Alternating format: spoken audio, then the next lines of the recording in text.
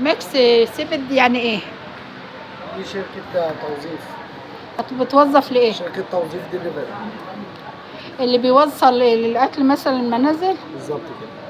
إيه شروطكم ايه ولا؟ شروطنا ان هو بس يكون معاه مكنة ويكون معاه الرخص. يعني اهم حاجه انه يكون عنده موتوسيكل والرخص بتاعته على اساس ايه يشتغل على طول. بالظبط.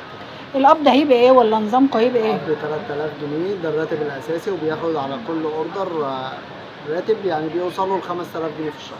ده في الشفت ال8 ساعات.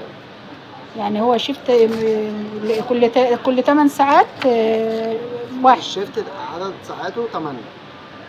طب ممكن تقول لنا حتى انا دلوقتي بسجل معاك من برنامجنا صوت الحياه. قول لنا المكان فين والنظام ايه؟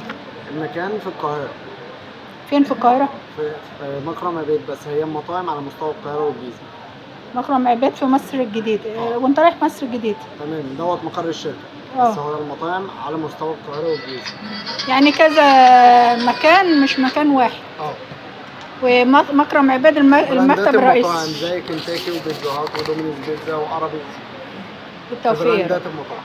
توفير. تجولنا اهوت، شفنا كل شركة بتقدم عروض، بتقدم توظيف.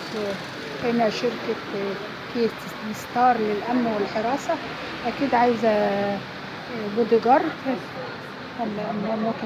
السلام عليكم. انتوا شركة ايه ولا مين؟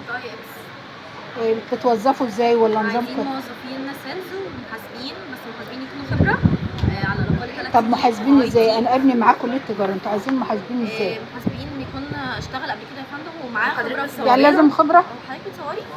بقوة تلفزيون. احنا ما بنصورش